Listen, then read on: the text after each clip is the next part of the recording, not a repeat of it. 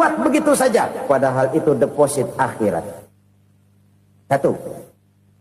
Yang kedua, perbendaharaan surga itu apa? Wa kitmanul musibah, menyembunyikan kesulitan. Kadang orang takut menghadapi kesulitan. Tapi makin kita merenung, hidup ini kan sebenarnya urusan. Takut sama urusan, ya jangan hidup. Tandanya orang hidup itu kalau punya urusan. Urusan melupakan problem. Problem sering menimbulkan kesulitan. Kesulitan bukan untuk ditakuti, tapi untuk diatasi dan dicarikan jalan keluarnya. Siapa sih orangnya yang gak pernah sulit-sulit? Makin tinggi status sosialnya, makin gede urusannya. Makin tinggi kualitas imannya, makin berat tingkat kesulitannya. Cuma memang yang namanya enak itu seperti pelangi.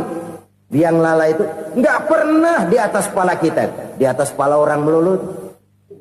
Lo sih enak lo, kata kita. Dia juga bilang, yang enak kan lo. Pelangi itu nggak pernah di atas kepala kita. Kata tukang beca, aduh enak ya naik Mercy. Kata tukang beca, apa yang di dalam mobil Mercy? Aduh enak bener tukang beca, di jok ngeringkuk ngorok pulas bener. Saya kamar pakai AC, sejuk, tempat tidur sutra, empuk, alga, spring bed, kulak kulik nggak bisa pulas kalau belum minum Valium, belum tidur. Enak bener tukang beca, di jok ngorok nggak tahu wetan kulon. Si tukang beca bilang yang di Mercy enak, yang di Mercy bilang tukang beca enak. Inilah enak. Nggak pernah di atas kepala kita, di atas kepala orang lain melulu enak itu. Nah, saudara-saudara, yang merupakan perbendaharaan surga itu orang yang bisa menyembunyikan kesulitan, baik pribadi ataupun rumah tangga. Nih terutama rumah tangga yang jadi soalnya. Kadang-kadang kita ini kalau senang, sebaliknya kalau senang kita diam, kalem aja, cuek. Banyak banget duit kita bawaan, diam aja udah. Malah ketemu orang takut. Tapi begitu susah, sekampung tahu. Padahal Nabi mengajarkan perbendaharaan surga itu menyembunyikan musibah, menyembunyikan kesulitan. Kalau enak, cerita sama orang-orang. Kalau nggak enak, rasain sendiri, tekan sendiri, atasin sendiri. Kita kan sebaliknya. Tenang kita diam, asal lagi susah, paling tidak kita nyari teman buat cerita kesusahan. Siapa orangnya yang nggak pernah susah? Cuma soalnya bagaimana kita mengatasi kesusahan itu sendiri. Begitu juga misalnya kalau orang sudah berumah tangga, itu orang tuanya harus menjadi tempat dia cerita yang enak-enak saja. Yang nggak enak rasain berdua, selesaikan berdua, atasin berdua. Jangan dibalik. Asal senang diam, giliran susah aja. Maknya laporan. Terbalik. Bisa menjaga security informasi. Maka nama bayam keluar diam, malah seluitan. Enak amat lo makan daging ayam. Security informasi. Saudara-saudara kaum muslimin rahimakumullah. Ujian yang terberat itu yang pernah diberikan kepada para nabi, para rasul, para aulia, para ulama. Makin tinggi keimanan, makin berat bentuk kesulitan. Ayo saya kemukakan satu contoh saja.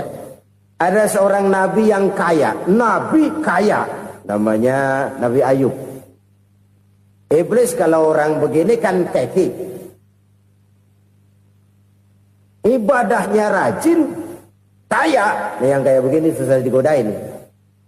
Kalau ibadahnya rajin, miskin, kali bisa disogok. Sini imannya mantap, ibadahnya rajin, kaya, nabi lagi. Oh, tapi namanya iblis nggak kurang akal. Laporan, Tuhan, kenapa les? Ya ini bahasa saya, bahasa Qurannya sih nggak gitu. Itu hambamu yang namanya Ayub, dia rajin ibadah cuma karena dikasih kaya aja. Coba kasih miskin dia, berhenti dia sembahyang. Ah kamu bisa aja. Saya tahu Ayub itu hambaku yang ikhlas. Saya buktiin Tuhan, silahkan. Dibuktiin lah, iblis turun ke alam ini. Yang mula-mula dia lakukan, dia rusak sawah ladang Nabi Ayub. Dia binasakan binatang ternak Nabi Ayub. Sehingga dalam waktu singkat, jatuhlah Nabi Ayub dari orang paling kaya, jadi orang paling miskin. Beliau masih ibadah di mihrab dalam masjid. Datang iblis. Saudara Ayub, ya, lagi ngapain? Ibadah. Nyembah Allah, nyembah Allah. Oh, percuma. Kenapa? Tuhan yang ente sembah nih, dia udah bikin miskin ente. Sawah ladang ente hancur lebur, binatang ternak binasa. Sekarang ente jadi orang paling miskin. Ngapain nyembah Tuhan kayak begitu? Tekor. Udah berhenti dah ibadah, berhenti ibadah. Ini iblis sama Tuhan laporannya lain, yang dikerjakan kepada Nabi Ayub juga lain. Benar begitu iblis, kata Nabi Ayub. Iya, sawah ladang saya habis, buras. Binatang ternak saya binasa, binasa. Saya miskin, bangpak. Apa jawab Nabi Ayub? Bukan innalillahi, ya, ini hebat. Alhamdulillahillazi a'tani wa akhza minni. Segala puji bagi Allah yang telah memberikan harta kepada saya dan sekarang mengambilnya lagi. Alhamdulillah. Allah yang ngasih, Allah yang ambil. Itu mah urusan Allah. Iblis cuman ibadah jalan terus, sujud lagi Nabi Ayub. Iblis seleher gondok banget. Dasar Nabi nggak mempan dia apa-apain. Miskin malah alhamdulillah. Allah yang ngasih, Allah yang ambil. Jadi kalau kita tidak komit, kita tidak terikat kepada kaya, miskin, senang, susah, apa yang bisa bikin kita susah? Jadikan kekayaan, kemiskinan, jadikan senang, susah sebagai anak buah yang bisa kita atur. Jangan kekayaan ngatur kita, jangan kemiskinan ngatur kita. Kita yang harus mengatur mereka. Senang, susah, kaya, miskin, bahagia, sengsara, jadikan itu anak buah yang bisa kita atur. Kalau sekarang kita kaya, lain saat boleh jadi kita miskin, semiskin-miskinnya. Allah yang ngasih, Allah yang ambil.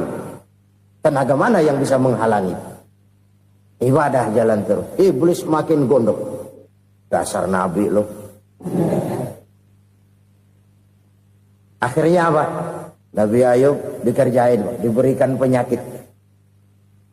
Demikian fatal penyakitnya. Bayangin, udah miskin, sakit. Masya Allah. Miskin, sakit. Sakitnya nggak lama, kira-kira 16 tahun. Istrinya 3, 2 mental minta ceraiin. Ngerawatin laki bengek begini. Senang belum tentu, susah udah pasti nih. Cerai aja, cerai dah. Cerai. Tinggal satu Siti Rahmah yang setia menemani beliau. Sesetia-setianya hati perempuan. Satu saat Siti Rahmah bilang, "Bang, iya, abang kan Nabi, Bang. Lalu, namanya Nabi kan doanya jarang meleset, Bang. Maksud kamu minta kenapa sih sama Tuhan biar abang sembuh baik dah, Bang?" Siti Rahmah, iya. Saya sakit berapa tahun sih dah? 16 tahun, Bang. Sebelum ini saya sehat berapa tahun? Ya kira-kira 60 tahun, Bang. Nah, coba ente banding-bandingin, Rahmah. Saya dikasih sehat 60 tahun. Dikasih sakit 16 tahun. Sudah nggak sabar. Mau doa kepada Allah minta sembuh. Saya malu. Malu kepada Allah. Diuji dengan yang luar biasa seperti ini, tidak mengganggu stabilitas kehambaannya. Dia tetap menghamba kepada Allah Subhanahu wa ta'ala. Saudara-saudara kaum muslimin rahimakumullah. Kunci menghadapi kesulitan itu apa? Allah jelaskan dalam satu ayat, wa basyiris sabirin alladzina iza asabathum musibah qalu inna lillahi wa inna ilaihi raji'un. Gembirakan orang-orang yang sabar. Siapa mereka itu? Yang apabila mendapat musibah mereka kembali kepada keyakinan dasar. Segalanya dari Allah dan segalanya akan kembali kepada Allah. Ini konsepsi dasar dari sikap muslim dalam menghadapi berbagai kesulitan.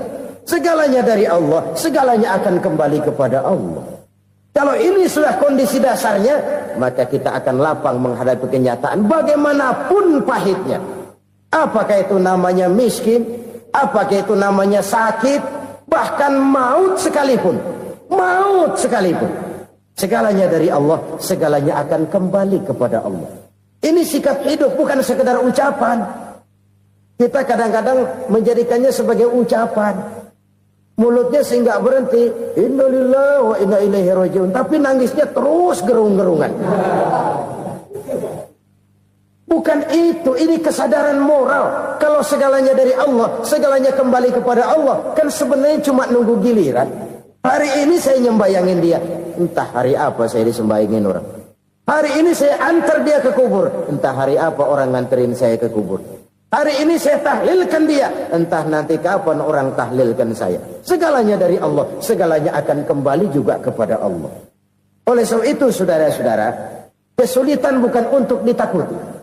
Kesulitan justru untuk diatasi, dicarikan jalan keluarnya. Dan tidak ada orang yang tidak pernah mendapat kesulitan. Tidak ada. Semakin tinggi status sosial, semakin tinggi kualitas keimanan, semakin besar juga tingkat kesulitan. Hanya saja bagaimana cara kita mengatasinya. Dan Al-Quran menyatakan, inna ma'al usri yusra. Di balik kesulitan itu pasti ada kemudahan. Roda itu berputar. Karena itu Rasulullah sallallahu alaihi wasallam mengingatkan kepada kita, ta'arraf ilallahi firraha ya'rifka fisyiddah. Ingatlah kepada Allah di waktu kamu senang, supaya Allah ingat kepada kamu di waktu kamu susah. Kalau waktu senang kita ingat kepada Allah, kita susah, Allah tidak akan meninggalkan kita. Tapi kalau waktu senang kita jauh dari Allah, sujud tidak sempat, dengan masjid jauh, ketika senang kita lupakan Allah. Nanti begitu kita susah, Allah lupakan kita. Dan itu menyakitkan. Oleh karena itu orang-orang tua kita dulu bilang, kalau lagi sehat ingat-ingat lu bakal sakit nanti. Kalau lagi kaya ingat-ingat satu saat kita bakal jatuh miskin. Bahkan kalau lagi muda ingat-ingat kita bakal tua. Dan yang terpenting kalau lagi hidup ingat-ingat kita bakal mati. Saudara-saudara kaum muslimin rahimakumullah. Jadi yang kedua yang merupakan perbendaharaan surga, menyembunyikan musibah. Saudara-saudara kaum muslimin rahimakumullah. Hal ketiga yang merupakan perbendaharaan surga adalah wasilaturrahmi. Orang yang suka bersilaturahmi. Sebagaimana yang kita maklum bahwa manusia adalah makhluk yang disebut zon politika.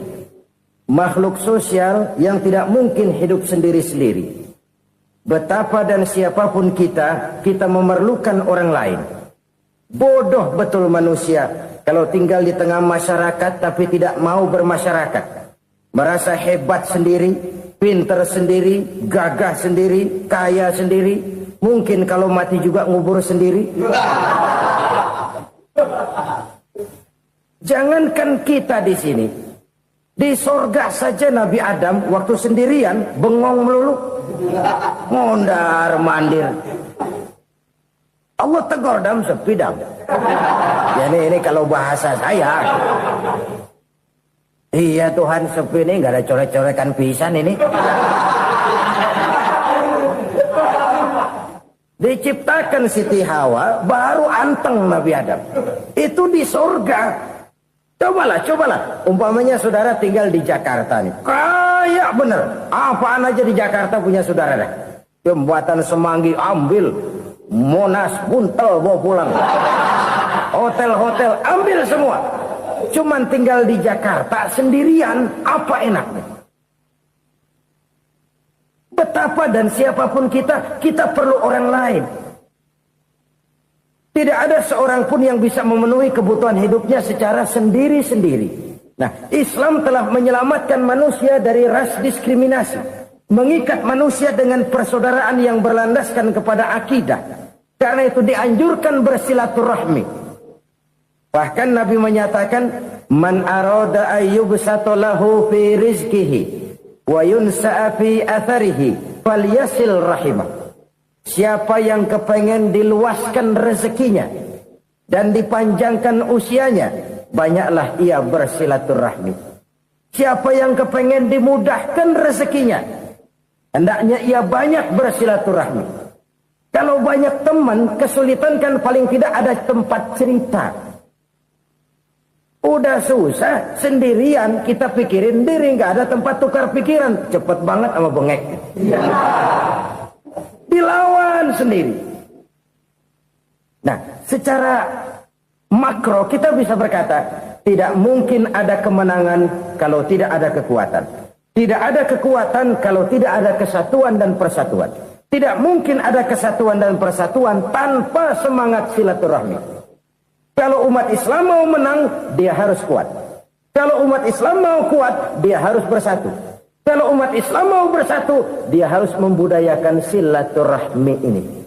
Bahkan sampai-sampai kata Nabi, kalau bisa cari nilai tambah. Apa? Silman koto'ak. Bersilaturahmilah kau kepada orang yang marah denganmu. Masya Allah, indahnya ajaran agama kita. Orang yang marah pun kepada kita, kata Nabi, kalau bisa bersilaturahmilah kepadanya, kepada orang yang marah itu. Di situ nilai tambah. Cuman jujur nih hadis, ngucapinnya gampang, ngamalinnya yang berat banget. Orang marah sama kita, kita disuruh silaturahmi. Ada apa malu? Lu marah, ada gue marahan lagi. Gue pikirin. Saudara-saudara kaum muslimin rahimakumullah. Tapi ini yang diajarkan, bahkan ini yang dicontohkan oleh baginda Rasul. Bagaimana begitu mudah? Misalnya satu saat Abu Jahal ini ngatur strategi bagaimana bikin Muhammad celaka. Dia gali lubang di depan tempat tidurnya. Dia tutupin daun korma. Terus dia panggil seseorang, ke sini. Kasih tahu Muhammad, pamannya sakit keras, minta ditengokin. Berangkat orang ini ke sana. Muhammad, labbaik. Pamanmu sakit keras, dia minta ditengokin. Baik, saya akan datang menjenguk beliau. Berangkatlah Nabi ke rumah Abu Jahal tanpa prasangka apapun. Abu Jahal udah pasang stil, selimut 3 rangkap setengah dipakai. Persis kayak orang meriang. Tapi sembari ngintip dari balik selimut. Begitu Muhammad buka pintu, nah, masuk perangkap nih. Muhammad jalan menuju tempat pembaringan. Makin lama makin dekat, makin lama makin dekat. Makin dekat ke lubang yang dipasang oleh Abu Jahal itu. Dalam hati Abu Jahal, terus dah jatuh, mampus dah lo ini. Mampus lo hari ini nih. Apa yang terjadi? Malaikat Jibril datang. Muhammad, pamanmu cuma pura-pura sakit. Di depan tempat tidurnya ada lubang perangkap supaya kamu jatuh ke situ. Sudah, kamu pulang. Balik kanan Nabi. Sudah hampir jatuh ke lubang, balik kanan, pulang. Bayangin kecewanya Abu Jahal. Muhammad dikit lagi. Enggak paman, saya pulang aja. Emosi bangun dari tempat tidur, enggak sadar kalau lagi pura-pura sakit. Lompat ngejar Nabi, dia lupa dengan lubang yang dia gali. Usrah, nyemplung sendiri ke dalam lubang.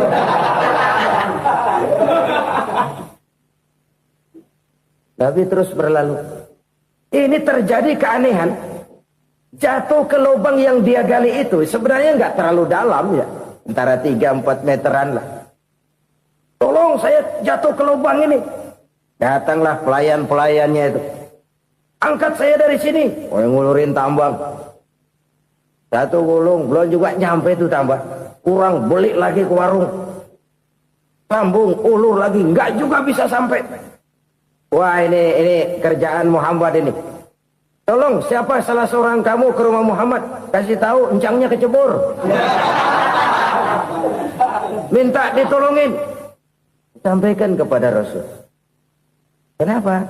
Pamanmu jatuh ke lubang, Muhammad minta tolong diangkatin. Tambang udah nyambung-nyambung, nggak nyampe juga. Ya, nanti saya datang, saya tolong. Coba. Nyata-nyata orang berniat jahat mau mencelakakan dia. Datang dia menolong. Ini yang disebut air tuba dibalas air susu ya ini. Bukan sebaliknya. Air tuba dibalas air susu.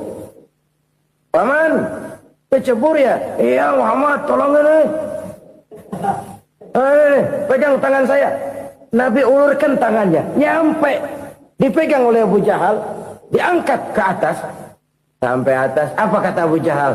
Sihirmu memang hebat Muhammad. Udah ditolongin dikata sihir. Yang enak kita kemplang kan itu orang begitu. Urusan apa? Tapi inilah akhlak. Kalau bisa kamu bersilaturahmilah dengan orang yang marah kepadamu sekalipun. Orang marah kita tetap baik. So, kalau kita berbuat baik sama orang yang memang baik, rasanya sih biasa-biasa aja. Orang baik kita baik lagi, ya draw aja, belum ada nilai tambah di situ. Baru ada nilai tambah kalau kita bisa berbuat baik kepada orang yang nyakitin kita. Itu namanya kita setingkat di atas dia. Dia sakitin kita, kita berbuat baik sama dia. Dia pelit sama kita, kita baik sama dia. Dia marahin kita, kita deketin dia. Di situ kita punya nilai tambah. Jadi siapa yang ingin diluaskan rezekinya, kata Nabi, dan dipanjangkan umurnya, hendaklah ia banyak-banyak bersilaturahmi. Sederhana sebenarnya silaturahmi, tapi silaturahmi membangkitkan semangat kesatuan dan persatuan. Kesatuan dan persatuan melahirkan kekuatan. Dalam matematika 1 ditambah 1 pasti 2. Tapi di tengah masyarakat, 1 orang takut ditambah 1 orang takut, hasilnya jadi 2 orang setengah berani. Kenapa setengah berani? Karena udah berdua. Tadi pan takut sendirian. Kalau dia kumpul turu-turu takutlah jadi berani. Kita yang lemah, kita yang tidak berdaya, kita yang miskin, kalau mau kompak bersatu, apa yang nggak bisa kita kerjain? Apalagi tinggal di kota besar, pilihan cuma 2. Bertahan atau minggir. Bertahan atau minggir. Untuk bisa bertahan harus mampu bersaing. Untuk mampu bersaing harus punya keahlian. Keahlian harus ditunjang dengan pendidikan, ditambah oleh kekompakan sebagai umat. Udah miskin mencar mulu, orang injak kita. Orang nggak pandang urusan apa malu. Oleh karena itu, silaturahmi pada hakikatnya merupakan roh dari ukhuwah yang diajarkan oleh agama kita. Bagaimana Islam menyelamatkan masyarakat manusia dari ras diskriminasi, mengikat manusia, dan tidak ada persaudaraan yang lebih indah selain persaudaraan yang diikat dengan nilai-nilai akidah. Sepanjang orang di jalan Allah, itulah saudara kita. Keluar dia dari jalan Allah, selesailah persaudaraan sampai di situ. Karena itu, kalau ingin menyimpan sesuatu di surga, banyaklah bersilaturahmi. Datang ke rumah ini, datang ke rumah itu, dan lain sebagainya. Itu simpanan kita di akhirat nanti. Ini yang ketiga. Saudara-saudara, yang keempat, perbendaharaan surga itu apa? Wa qawlu la hawla wa la quwwata illa billah. Ucapan la hawla wa la quwwata illa billah. Ibadah kan ada yang berat, modalnya besar. Bangun masjid berat, modalnya besar. Bangun rumah sakit berat, modalnya besar. Ada ibadah yang berat, tapi modalnya ringan. Misalnya puasa. Puasa itu berat, mengendalikan nafsu. Kalau sekedar nggak makan nggak minum sih enteng, mengendalikan nafsu. Itu jihad terbesar, tapi kan modalnya ringan, cuma niat saja. Ini ibadah berat, modalnya ringan. Ada ibadah yang ringan, modalnya juga enteng. Seperti termasuk ucapan la haula wa la quwwata illa billah. Tanpa sadar, la haula wa la quwwata illa billah. Nyelengin tuh di surga. Nyelengin, kita nggak terasa, nyelengin simpenan akhirat. La haula wa la quwwata illa billah. Nyimpan lagi. Kaget, la haula wa la quwata illa billah, nyimpan lagi, banyak simpanan. Walaupun sebenarnya yang dimaksud di sini adalah kesadaran batin bahwa tidak ada daya dan kekuatan kecuali Allah. Itu intinya. Kita memulai pekerjaan disunahkan baca bismillah, kan begitu. Apa itu? Kesadaran moral. Bahwa ini saya bisa kerjakan. Saya kerjakan ini dengan menyebut nama Allah. Kenapa? Kalau Allah tidak memberikan daya dan kekuatan, mana mampu saya kerjakan ini. Maka saya kerjakan ini dengan menyebut nama Allah. Bismillah. Kesadaran moral. Manusia hanya wajib berusaha, tapi nggak pernah wajib berhasil. Banyak hal-hal yang kalau kita renungkan secara rasio, nggak mungkin Tapi jadi kenyataan. La haula wa la quwata illa billah. Tidak ada daya dan kekuatan kecuali bagi Allah semata-mata. Kesadaran moral akan kelemahan dan keterbatasan makhluk bernama manusia. Kadang kita kagum dengan otak, tapi kita sering lupa sama yang bikin otak. Padahal bagaimanapun hebatnya otak, yang bikin otak pasti lebih hebat dari otak. Nggak percaya, silahkan otak-otakan. Inilah kecenderungan. Kita kagum dengan pesawat-pesawat mutakhir, bukan main besi gede banget terbang itu. Alangkah hebatnya. Lalu apa yang bikin otak tidak lebih hebat dari itu semua? Kita puji laut. Apa yang bikin laut tidak lebih hebat dari laut itu? La haula wa la quwata illa billah. Tidak ada daya dan kekuatan kecuali Allah. Apa yang bisa kita lakukan kalau tidak karena daya dan kemampuan yang diberikan oleh Allah kepada kita? Lahirlah sikap tawadu, rendah hati. Tidak melonjak menjadi angkuh dan sombong. Sadar akan kelemahan dan keterbatasan diri. Sebagai makhluk yang diciptakan oleh Allah subhanahu wa ta'ala. Jadi satu sisi ini ucapan yang berpahala. La haula. Jadi wiridan. Pada sisi lain ini kesadaran moral. Sikap mental. Kesadaran batin. Bahwa yang punya daya dan kekuatan itu cuma Allah. Kita nggak pantas untuk sombong. Sebab sombong itu pakaiannya Allah. Kita nggak sedang pakai pakaian Allah kegedean. Dan makin kita renungi, makin terbentur. Apa sih yang bisa kita sombongin? Kita mau sombong apa? Kaya? Pintar? Itu kan semua relatif. Di atas langit masih ada langit lagi. Jadi oleh karenanya, marilah kita menyadari. Manusia hanya wajib berusaha, tapi tidak pernah wajib berhasil. Yang berusaha saja tidak wajib berhasil, apalagi yang tidak berusaha. Islam bukan agama orang pemalas yang selesai sholat lalu enggelohom, enggelenggem ayem-ayem. Tapi Islam bukan agama orang sombong yang setelah berusaha lalu tidak memerlukan Allah. Kita bisa saja bikin proyeksi, tahun sekian kita bakal panen besar menurut perhitungan otak. Tapi ada kejadian lain. Apa? Tikus ngambek. Habis itu dimakanin tikus, panen gagal. Proyeksi rasional gagal oleh tikus-tikus yang ngambek itu. Bisa saja terjadi. Tahun depan kita panen besar, urung. Kenapa? Musim panas panjang. Dan sekarang ini koran-koran bikin berita musim mengalami penyelewengan. Bukan cuma manusia yang nyeleweng sekarang. Musim pakai nyeleweng. Mestinya kan musim hujan udah selesai. Masih hujan-hujan juga. Musim. Nah sekarang kita boleh bikin proyeksi. Kita bakal panen besar. Tahu-tahu musim panas panjang. Sawah retak, air kering. Cari teknokrat yang paling botak. Suruh pendekin tuh musim panas. La haula wa la quwata illa billah. Inilah kesadaran moral. Saudara, saya teringat satu saat ada seorang konglomerat. Umurnya ya kira-kira 70-an. Satu saat dia ditanya oleh wartawan, "Pak, umur Bapak berapa sih?" "Ya paling 10 tahun." 10 tahun? 10 tahun?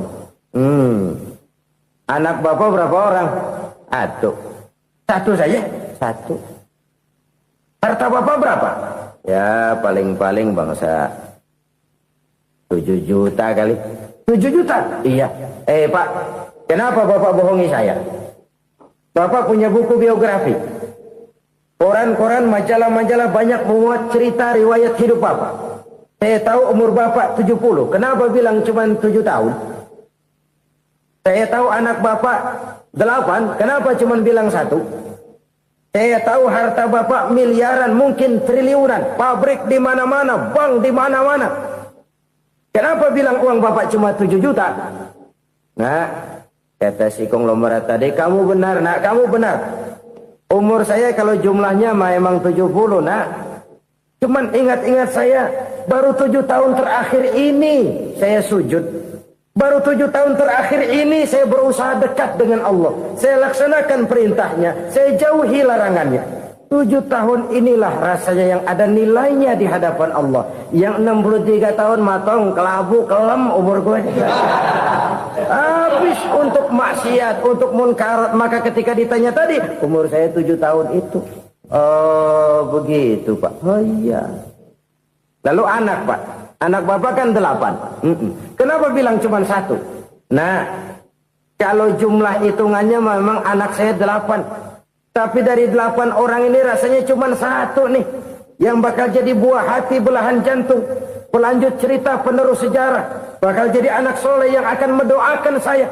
Cuma 1 rasanya anak saya ini yang bakal jadi buah hati saya, besar-besaran saya, yang akan mendoakan di kubur saya, yang akan mendoakan di akhirat saya. Yang 7 orang mana? Masya Allah, yang 1 tenggeng, yang 1 nyekek botol mulu, yang 1 nggak karu-karuan. Makanya saya bilang 1 anak saya yang akan bisa mendoakan saya. Oh begitu Pak. Iya. Nah harta Pak, harta Bapak kan triliunan. Pabrik Bapak di mana-mana. Uang Bapak hampir di tiap bank-bank besar. Kenapa bilang cuma 7 juta? Betul kau nak. Harta saya kalau jumlahnya memang miliaran, triliunan mungkin. Tapi yang saya ingat baru 7 juta tuh yang saya belanjakan di jalan Allah. Saya nyumbang masjid, saya santuni yatim piatu, saya bantu pembangunan pesantren, saya bantu pembangunan rumah sakit Islam. Itu yang akan saya bawa pulang ke akhirat, yang 7 juta itu. Yang triliunan itu nanti akan diperebutkan oleh anak-anak saya sebagai waris saya. Jadi harta saya 7 juta itu yang bakal nemenin saya di akhirat, yang akan saya bawa pulang jadi teman saya. Saudara-saudara kaum muslimin, jangan-jangan orang tua itu adalah kita-kita ini. Jangan-jangan kita-kita ini adalah orang tua itu. Jangan-jangan itu potret dari diri kita masing-masing.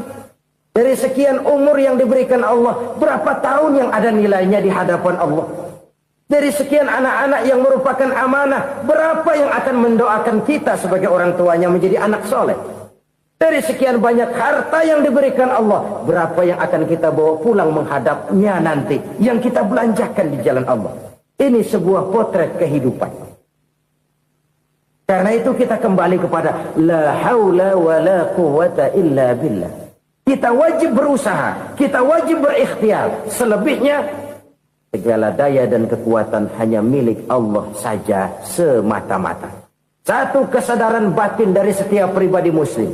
Setelah ia berusaha dan berikhtiar, ia menyerahkannya kepada Allah Subhanahu wa ta'ala. Jadi satu sisi ini merupakan wiridan ucapan yang mengandung pahala. Pada sisi lain ini merupakan sikap batin dari seorang muslim di dalam ia menghadapi realitas kehidupan ini. Saudara-saudara kaum muslimin rahimakumullah. Kalau ini kita jadikan satu basis kehidupan, maka ini akan menyelamatkan manusia dari kemungkinan tergelincir menjadi orang yang lupa diri dan lupa darat. Sebab itu Imamul Ghazali berpesan, jadidis safinah fa innal bahra amiq wa khuziz zad fa inna safara ba'id wa khaffifil hamla fa innal hamla sadid. Perbarui selalu kapalmu karena lautan sangat dalam. Bawa bekal yang banyak karena perjalanan ini sangat jauh. Ringankan beban karena kebanyakan beban akan menyakitkan. Alangkah indah kalimat ini, alangkah dalam makna yang terkandung di sana. Perbarui selalu kapalmu karena lautan sangat dalam. Apa artinya ini? Jaga mentalmu baik-baik. Pelihara imanmu baik-baik karena hidup penuh cobaan seperti lautan. Kita kalau berlayar di lautan kan kadang-kadang tenang, angin bertiup sepoi-sepoi basah. Jika malam datang, bintang gemintang bertabur menghias cakrawala. Rembulan memantulkan sinarnya dengan indah. Dalam keadaan begitu berlayar enak. Tapi lain saat ombak menggunung, halilintar menyambar, angin topan bertiup. Berapa banyak sudah saudara-saudara kita yang tenggelam di lautan dunia tanpa sadar bahwa dia belum sampai kepada pantai yang akan dituju. Berapa banyak sudah Saudara-saudara kita yang tenggelam di lautan dunia ini tanpa sempat bangkit lagi. Dia menyangka sudah sampai kepada tujuannya. Hati-hati kapal jangan sampai bocor karena lautan sangat dalam. Iman ini jaga baik-baik karena hidup penuh dengan ujian. Wa khuzizat fa inna safar ba'id. Bawa bekal yang banyak karena perjalanan sangat jauh. Saudara mau ke Bandung, bawa duit. Saudara mau ke Surabaya, banyakan lagi duitnya. Saudara mau ke Mekah, gepokan, iketan tuh duit nggak lembaran lagi. Makin jauh perjalanan, makin banyak bekal yang harus kita bawa. Kalau saudara dari Jakarta mau ke Surabaya, kagak bawa duit berangkat juga, itu sih bukan berani namanya, nekat. Sampai Surabaya belum tentu, sengsara di jalan udah pasti. Kenapa? Nggak bawa bekal berangkat. Sama juga kita nih, misalnya belum sempat sembahyang, mati. Waduh, berani banget orang. Belum punya bekal, mati. Sengsara di jalan.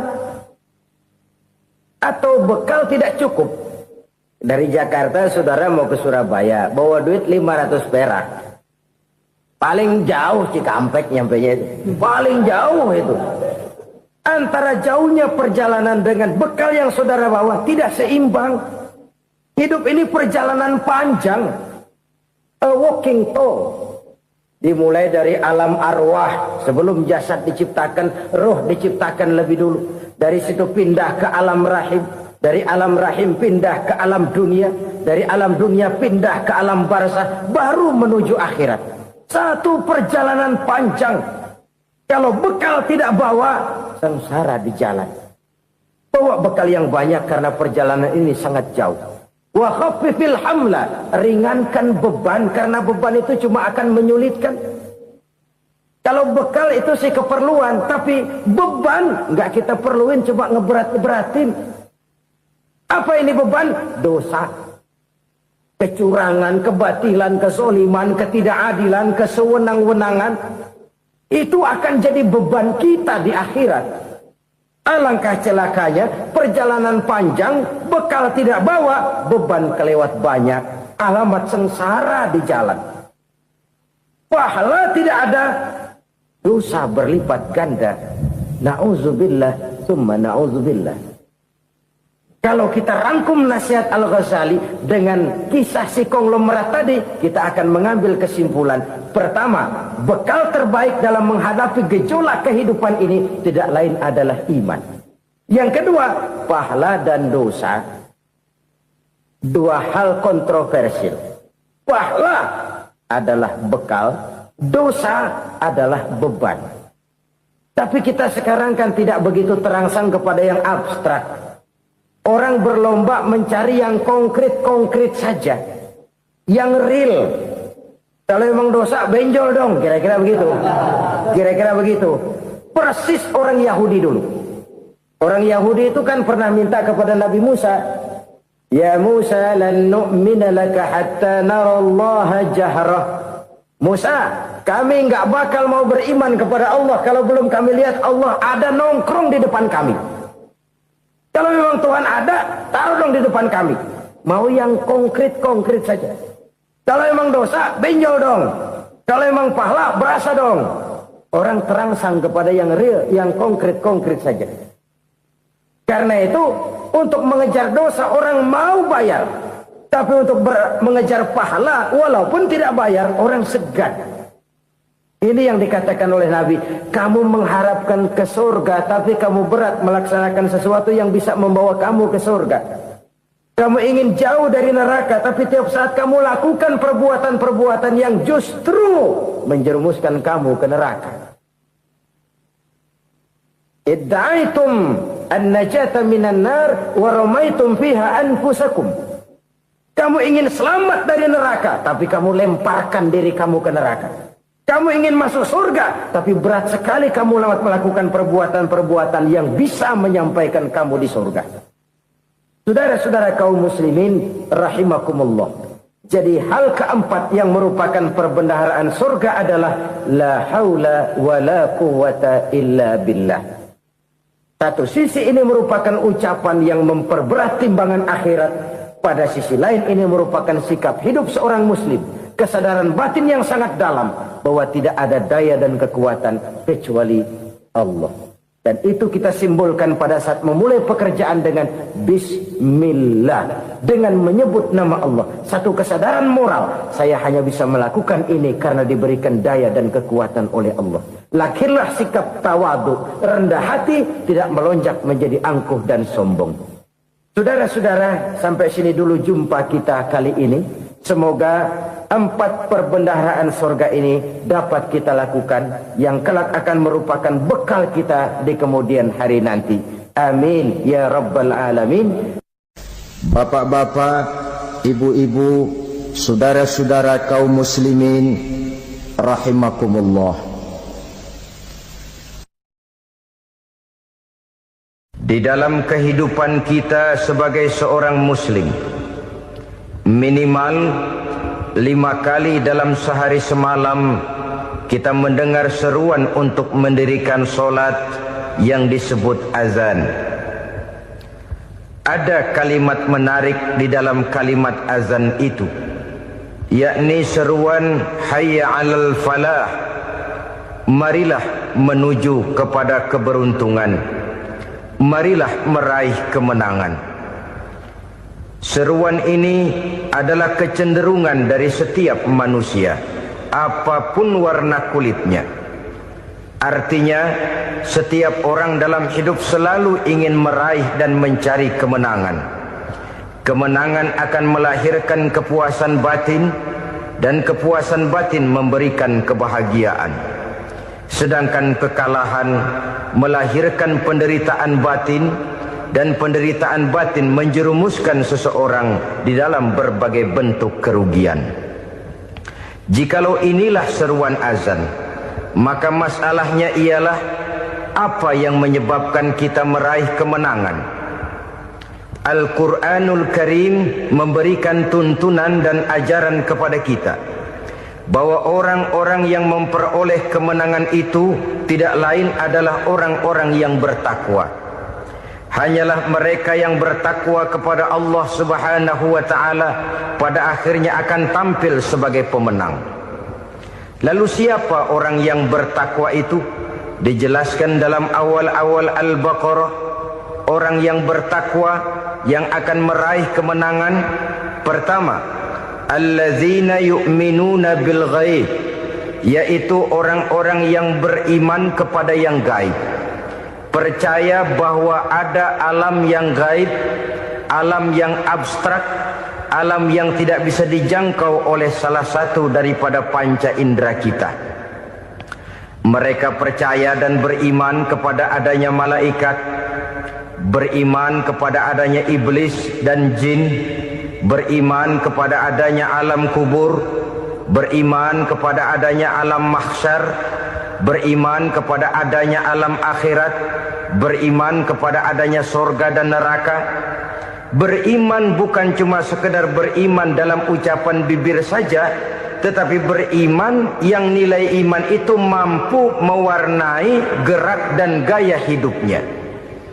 Iman yang meresap sampai ke tulang sumsum, kemudian memberikan dampak positif di dalam kehidupan manusia. Alam, kita tahu, adalah sesuatu yang selain Allah, dan Allah bukanlah alam. Apapun namanya selain daripada Allah, itu adalah alam. Alam pada hakikatnya terbagi menjadi 2. Ada alam syahadah, alam nyata, alam konkret, alam yang bisa dijangkau oleh salah satu indera kita. Kemudian ada alam ghaib, alam yang tidak bisa dijangkau oleh panca indera kita, alam metafisika, alam abstrak, alam yang wajib kita imani keberadaannya.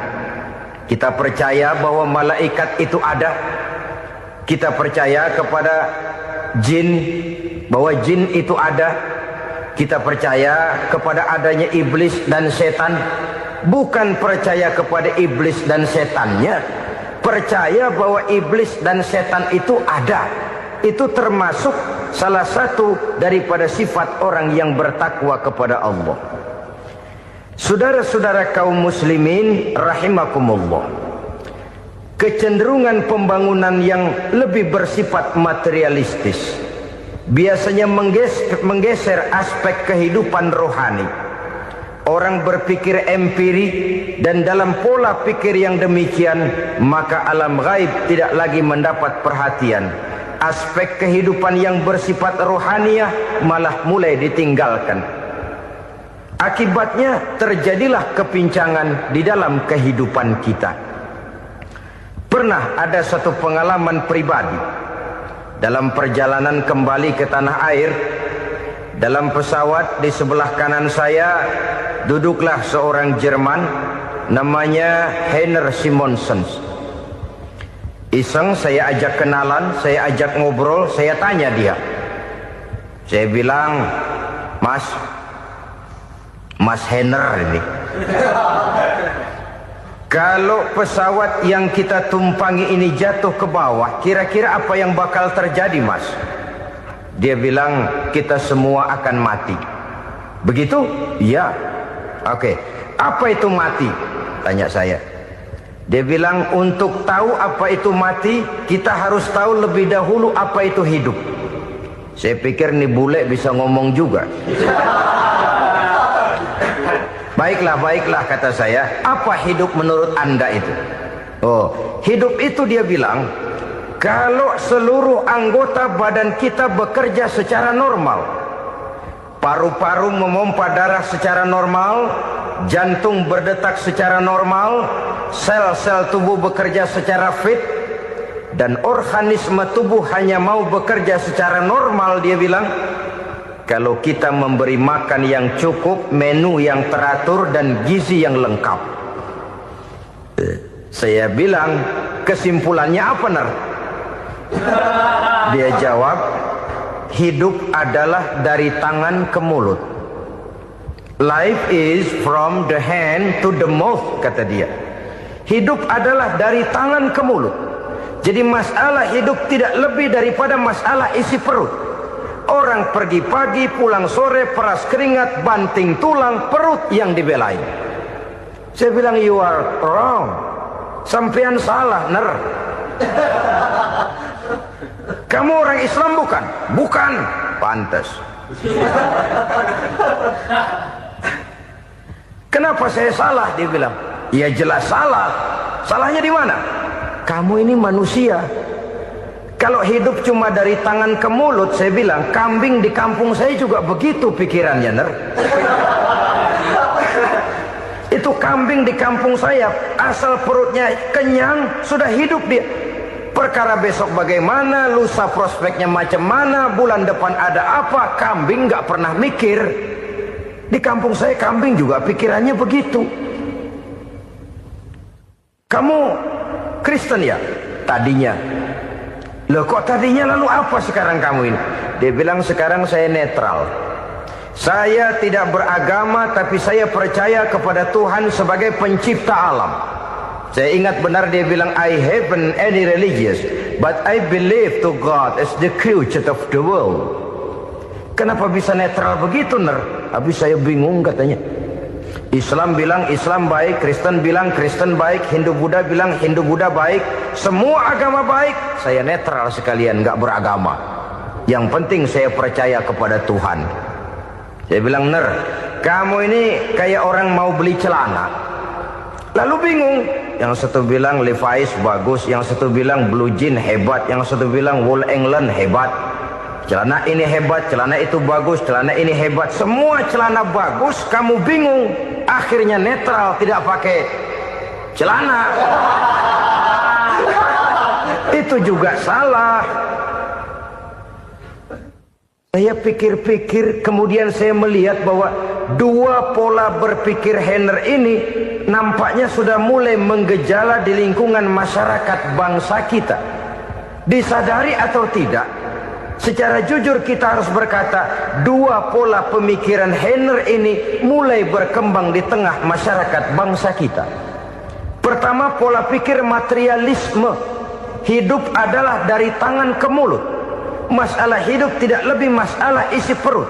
Itu yang perlu dibela, dan disitulah arti kehidupan. Pergi pagi pulang sore, peras keringat banting tulang untuk mempertahankan perut. Kalau sudah kemari cara orang berpikir, maka buat apa percaya kepada yang gaib? Untuk apa sholat? Untuk apa puasa? Untuk apa zakat? Untuk apa menghadiri majelis taklim? Tanpa kepercayaan kepada yang gaib, hidup berjalan menurut alur empiris dan materialis. Kalau sudah ke sana cara orang berpikir, biasanya orang lalu cenderung menghalalkan segala cara. Hanyalah orang yang percaya bahwa akhirat ada. Hanyalah orang yang percaya bahwa alam kubur itu ada. Hanyalah orang yang percaya bahwa malaikat itu ada, hidupnya akan lebih terarah dan terkendali. Karena kepercayaan kepada yang gaib, yang merupakan fase daripada kehidupan setelah hidup yang sekarang ini, mewarnai gerak pribadi seseorang di dalam dia melakukan kegiatan hidupnya. Pola berpikir materialisme, disadari atau tidak, mulai menggejala di lingkungan masyarakat bangsa kita. Hidup tidak lebih dari urusan tangan ke mulut, mulut ke tangan, tangan ke mulut. Asal perut sudah kenyang, hiduplah sudah. Perkara bagaimana prospek hari yang akan datang, bagaimana akhirat, tidak jadi persoalan. Ini yang oleh Nabi diperingatkan, ad-dunya sijnul mu'min wa jannatul kafir. Dunia adalah penjara bagi orang beriman dan surga bagi orang kafir. Dulu di zaman Belanda hadis ini pernah disalah tafsirkan, disalah artikan, digunakan sebagai senjata untuk mengkebiri dan membuat impoten umat Islam. Sudahlah umat Islam gak usah macam-macam, kata Belanda. Dunia ini kan penjara buat orang Islam, surga buat orang kafir. Di penjara jangan bertingkah.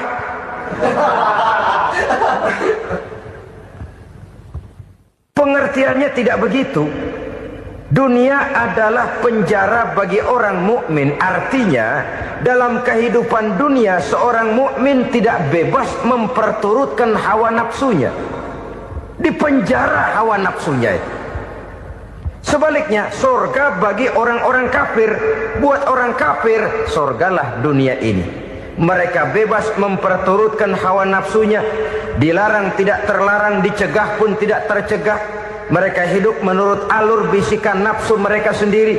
Kemudian bila ajal datang, maut merenggut nyawa, selesailah surganya sampai di situ.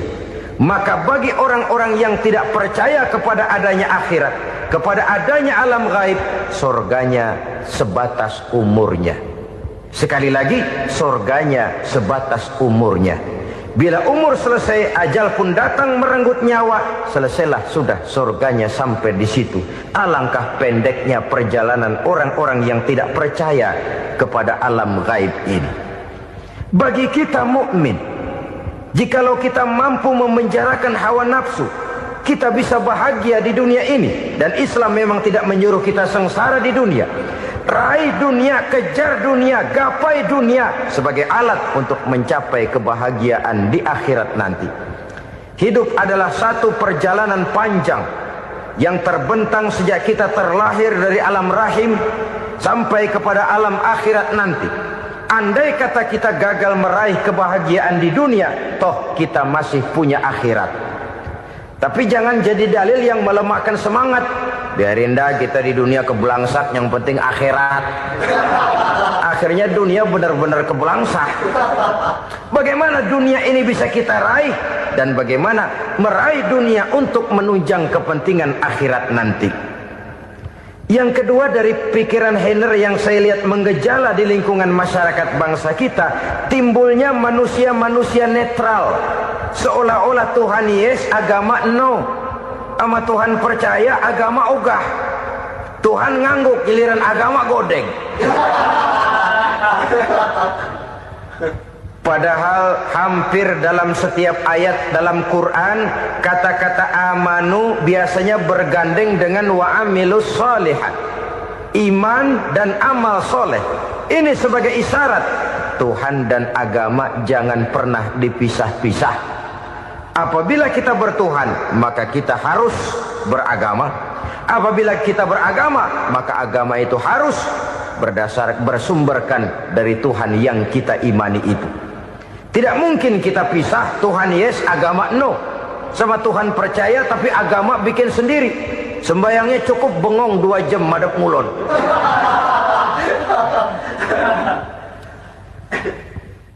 Saudara-saudara kaum muslimin rahimakumullah. Jadi dengan demikian, agama yang kita akui merupakan unsur mutlak di dalam pembangunan sekarang ini, merupakan bagian dari kehidupan yang menuntun kita bahwa di balik alam nyata ini, di balik alam syahadah ini ada alam gaib. Dan mudabbir, merabbi, yang mengatur, yang menguasai, yang memelihara baik dia alam nyata, baik dia alam gaib, tidak lain adalah Allah Subhanahu wa ta'ala. Di sana ada satu super power, satu maha kekuatan yang kita perlu bersandar kepadanya. Sebagai makhluk nyata yang hidup di alam nyata, berbuatlah secara nyata sebagaimana harusnya kita berbuat. Karena Islam jelas bukan agamanya orang pemalas. Islam jelas bukan agamanya orang yang mengajarkan setelah selesai sholat boleh duduk, nggelenggem ayam-ayam, ndelohom, menghitung bintang di langit sambil menunggu keajaiban. Tidak. Islam adalah agama yang mengajarkan apabila sholat sudah selesai kamu kerjakan, bertebaranlah di permukaan bumi, cari karunia Tuhanmu. Jangan hidup berpangku tangan menunggu keajaiban. Karena hidup bukan undian. Jangan berharap untung besar tanpa mau peras keringat. Tapi di sebalik itu toh kita juga harus yakin bahwa di sisi usaha nyata yang kita lakukan ada satu super power, satu maha kekuatan gaib yang menentukan berhasil dan tidaknya usaha kita. Kepercayaan kepada hal semacam inilah yang mendorong kita untuk mempunyai sandaran vertikal, agar jikalau usaha ini berhasil, kita tidak lupa diri dan lupa daratan. Jikalau usaha ini gagal, kita tidak putus asa dan buruk sangka, tidak cupik pandangan dan sempit hati, tapi mampu melihat persoalan dengan kacamata putih sambil husnuzon kepada Allah Subhanahu wa ta'ala. Kita percaya malaikat itu ada. Ada yang namanya raqib dan atid, mengawasi gerak hidup kita sampai kepada gerak hati kita. Ini memberikan sugesti agar kita berhati-hati. Tidak sejengkal tanah pun kita bisa berlindung dari pengawasan raqib dan atid. Ada munkar nakir yang akan menyoal kita di alam kubur. Ada malaikat Malik, penjaga neraka. Ada malaikat Ridwan yang menjaga surga. Kita percaya kepada adanya jin. Kita percaya kepada adanya setan, iblis. Percaya kepada adanya, bukan mempercayai si setan, si iblis lalu menjadikannya sebagai teman. Tidak. Percaya bahwa mereka itu ada dan merupakan makhluk Allah yang gaib, yang diciptakan Allah Azza wa Jalla. Kepercayaan kepada alam gaib memberikan motivasi terhadap gerak lahir manusia, sehingga dengan motivasi kepercayaan kepada yang gaib, gerak lahir jadi lebih terarah, jadi lebih terpelihara. Pernah seseorang bertanya, "Pak, apakah adanya akhirat bisa dibuktikan secara ilmiah?" Saya bilang tidak bisa, tidak bisa. Kenapa? Karena yang berangkat nggak pernah pulang kemari lagi. Kalau dia pulang kemari bisa kita tanya bagaimana enak di sono. Cuma secara moral saya katakan, lebih beruntung orang yang percaya kepada akhirat daripada yang tidak. Sekarang saudara percaya akhirat ada, lalu saudara baik-baik di dunia, sholat, puasa, zakat, menolong orang lain, menebarkan kebajikan. Saudara mati, andai kata akhirat tidak ada, toh dalam hidup saudara sudah berbuat baik. Paling tidak nama saudara akan dikenang sebagai orang baik. Sebaliknya, saudara percaya, kata saya, bahwa akhirat tidak ada, lalu hidup semau-maunya, tenggelam dalam maksiat dan munkarat, menentang Allah, tidak mau ruku dan sujud. Lalu saudara mati, kemudian akhirat ada. Ayo, mau apa? Bekal tidak punya. Jadi secara moral lebih beruntung orang yang percaya kepada adanya akhirat daripada yang tidak percaya. Dan itu alam gaib yang tidak bisa dibuktikan secara eksat. Jangankan untuk membuktikan seperti itu, dalam kehidupan sehari-hari saja yang kita rasakan tidak selalu berbentuk toh. Angin, bagaimana sih bentuknya angin? Kita tidak tahu. Merah, buktinya kalau dikerok merah. Yang merah itu kulit, yang kulit kita bukan anginnya. Sakit, rasa sakit itu ada, tapi bagaimana bentuk sakit kita nggak pernah tahu. Kalau kita makan cabai pedas, bagaimana bentuk pedas itu tidak ada, tapi rasa ada. Bentuk pedas hijau, cabenya bukan pedasnya. Tidak semua yang kita rasakan bisa kita gambarkan dalam bentuk yang konkret. Oleh karena itu, sekali lagi bahwa kepercayaan kepada alam yang gaib mampu memberikan satu sugesti yang menata kehidupan seseorang lebih lurus, lebih terarah, dan lebih terkendali. Maka wajar kalau kepercayaan kepada yang gaib mengantarkan seseorang untuk meraih kemenangan. Kenapa? Dia percaya kepada yang gaib, bahwa akhirat ada, bahwa alam kubur ada, bahwa pertanggungan jawab itu ada. Maka dia lalu tidak hidup saenae udele dewe, itu loh. Tidak hidup menurut seleranya sendiri, terarah, teratur. Ini cirinya yang pertama. Orang bertakwa yang akan meraih kemenangan, mereka beriman, mereka percaya kepada yang gaib. Bahkan hal-hal konkret saja selalu berangkat dari yang gaib. Saudara-saudara, para remaja, para pemuda sekarang ini tidak pernah tahu toh siapa yang akan jadi teman hidup saudara. Kita bisa saja ngerancang, mentargetkan, tapi toh akhirnya yang namanya jodoh bukan kekuasaan kita. Rezeki di luar kemampuan kita. Begitu juga ajal, maut, jodoh, ajal adalah contoh-contoh konkret bahwa pada akhirnya yang gaiblah yang menentukan. Bertahun-tahun ngelancong, emang jodoh seret nggak jadi.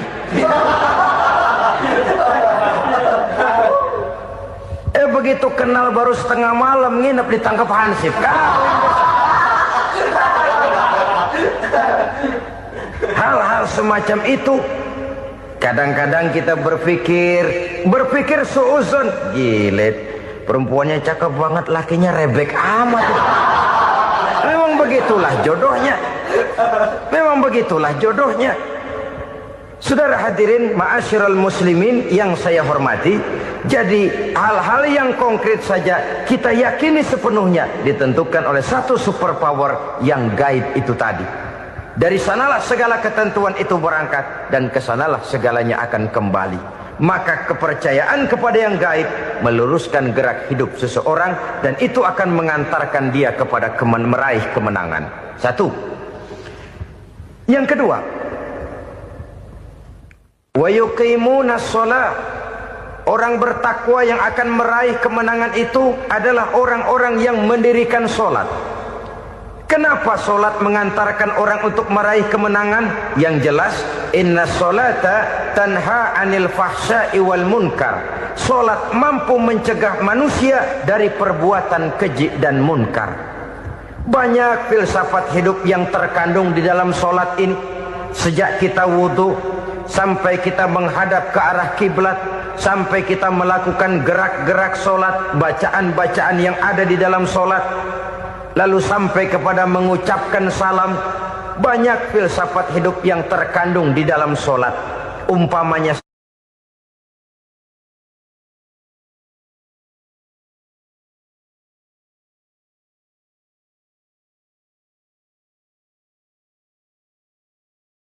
tujuh macam perkara yang merusak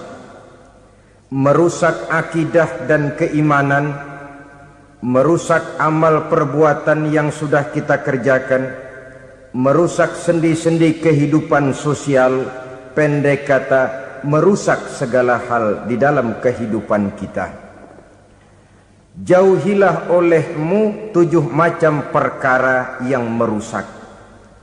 Yang pertama, asyirku billah, menyekutukan Allah Subhanahu wa ta'ala. Agama dimulai dari keyakinan, maka kehancuran agama selalu dimulai dari kehancuran keyakinan, iman atau akidah yang dimiliki oleh seseorang. Dan untuk menghancurkan nilai-nilai iman yang kita miliki ini, orang rasanya tidak akan menghantam kita dengan peluru kendali. Orang tidak akan mengirimkan nuklir ke sini. Orang tidak juga akan mengirimkan satuan militernya ke sini untuk menghancurkan nilai-nilai iman. Dibanjiri kita dengan paham-paham yang merusak dan mendangkalkan akidah, baik ia bernama materialisme, baik ia bernama sekularisme, baik ia bernama banjirnya maksiat dan munkarat, baik ia bernama banjirnya peradaban dan kebudayaan yang menghancurkan moral daripada anak-anak kita. Sedikit demi sedikit melenturkan dan melunturkan nilai-nilai keimanan kita, untuk kemudian pada waktunya nilai iman itu akan bertukar dan berganti menjadi nilai syirik kepada Allah Subhanahu wa ta'ala. Atau pada sisi lain menjadikan yang selain Allah sebagai tujuan akhir daripada kehidupan kita. Sedangkan kita sama-sama maklum bahwa di dalam pandangan agama Islam, dosa yang tidak berampun, dosa yang terbesar, termasuk dalam kategori bapak moyangnya dosa, tidak lain adalah syirik, yakni menyekutukan Allah Subhanahu wa ta'ala. Pola penghancuran iman ini memang berstrategi. Ditawarkan kita kepada paham materialisme, paham kebendaan, di mana otak menempati urutan sebagai ranking pertama, Tuhan jatuh pada urutan kedua. Lalu menyusul kepada paham sekularisme, Allah dipisahkan dari seluruh kegiatan hidup ini, untuk pada gilirannya menjadikan yang selain Allah sebagai tujuan akhir daripada seluruh kegiatan hidup kita. Oleh karenanya, kewajiban menjaga nilai-nilai iman ini merupakan kewajiban yang mulia tetapi berat. Tidak hanya untuk kita, tetapi juga bagaimana mewariskannya kepada anak-anak kita, generasi yang akan datang. Orang-orang tua bijaksana yang diceritakan di dalam Al-Quran, kalau sudah berpikir tentang anak-anaknya, pertanyaan yang paling mereka risaukan ialah, ma ta'buduna min ba'di. Anakku, kalau pada satu saat aku, ayahmu sudah tidak ada lagi di dunia ini, meninggalkan kamu semua, ma ta'buduna min ba'di, apa yang akan kamu sembah nak?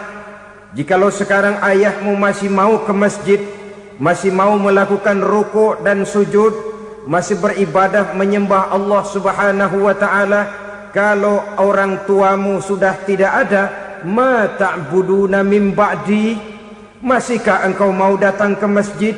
Masihkah engkau mau rukuk dan sujud? Masihkah engkau mau menyembah Allah Subhanahu wa ta'ala? Pertanyaan ini yang dipikirkan oleh Nabi Yakub kepada putra-putranya. Pertanyaan ini yang diteruskan oleh Nabi Ibrahim kepada anak-anaknya. Pertanyaan ini yang diwariskan oleh generasi ulama'us salafus saleh kepada para generasi berikutnya. Bagaimana kita generasi sekarang? Kita orang-orang tua sekarang bukan berfikir ma ta'buduna min ba'di, malah yang kita fikirkan ma ta'kuluna min ba'di. Kalau bapak tidak ada nanti kamu makan apa nak? Perkara kamu nyembah apa urusan nomor 18. Yang penting kamu nanti hidup bisa makan nak. Maka kita sibuk mewariskan harta kepada anak-anak kita. Kita sibuk mewariskan kebun dan tanah kepada anak-anak kita. Kita sibuk mewariskan pabrik kepada anak-anak kita, sementara kita lupa mewariskan intan yang paling mahal, mewariskan mutiara yang paling berharga, yaitu nilai iman kepada Allah Subhanahu wa ta'ala.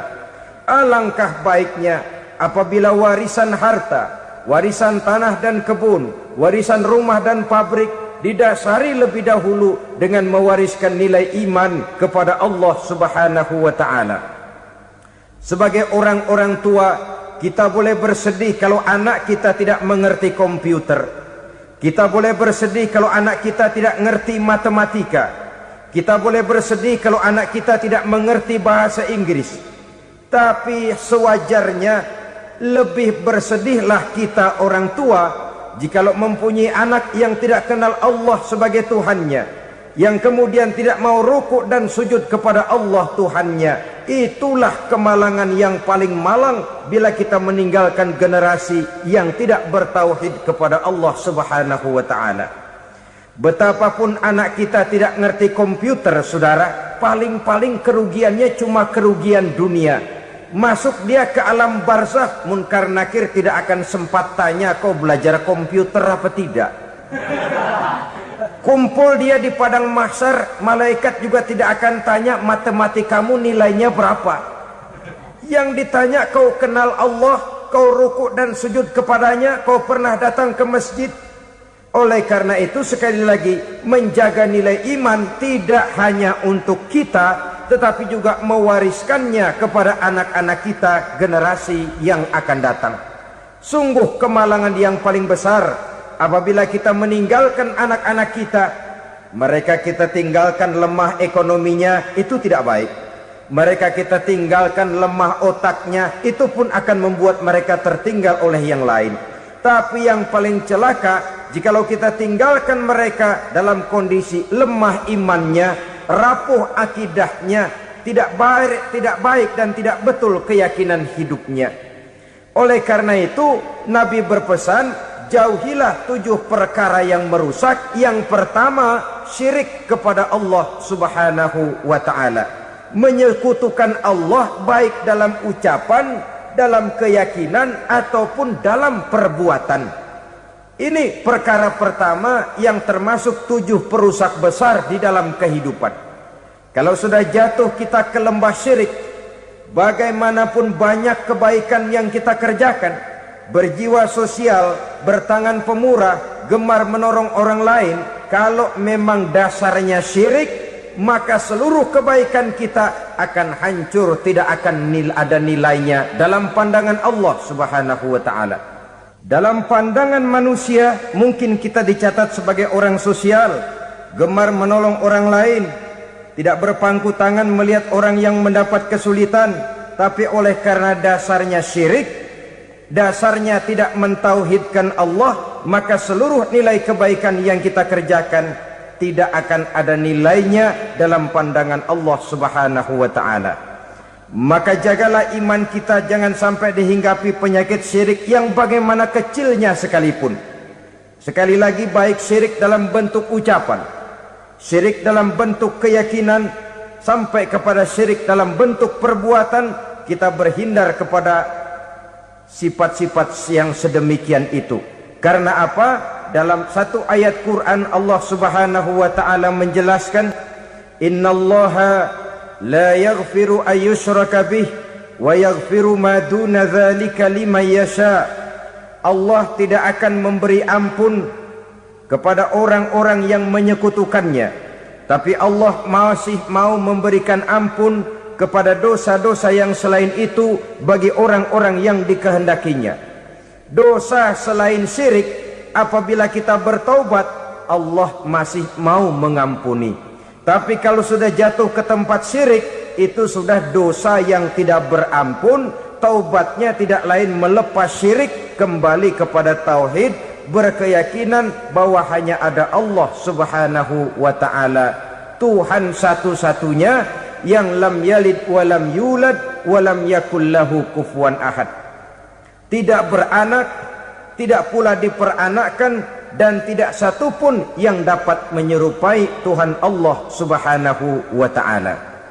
Saudara-saudara kaum muslimin rahimakumullah, bahwa kita di zaman sekarang memang tidak menyembah berhala, ya. Bahwa kita tidak berterang-terangan mengatakan Tuhan lebih dari satu, memang. Bahwa kita tidak berkeyakinan Tuhan itu punya anak atau diperanakkan, tentu. tapi dalam perbuatan dan i'tiqad kita kadang-kadang jatuh tanpa kita sadari ke tempat yang bernama syirik ini. Oleh karenanya, di zaman di mana teknologi makin canggih, di mana kemajuan pembangunan makin menjangkau berbagai aspek kehidupan, diperlukan keseimbangan antara kemajuan fisik material dengan kemajuan mental spiritual. Apabila tidak ada keseimbangan yang terwujud, tentulah kepincangan yang diawali dengan pincangnya cara kita berpikir, sehingga pada akhirnya akan mengarah kepada pincangnya cara kita berbuat dan bertindak di dalam kehidupan kita. Oleh karena itu Nabi berpesan, jauhilah sifat syirik, karena syirik merupakan dosa yang teramat besar. Ini sifat merusak yang pertama. Yang kedua, kata Nabi, wasihra, jauhilah sihir. Sihir ini juga termasuk perkara yang merusak kehidupan. Kita semua sama-sama maklum bahwa sihir sebenarnya bukan persoalan baru. Sejak sebelum datang Islam, sihir itu sudah ada. Di zaman Yunani kuno, sihir ada. Di zaman Mesir kuno, di zaman Cina kuno, dan yang lain-lain yang serba kuno, sihir itu sudah ada.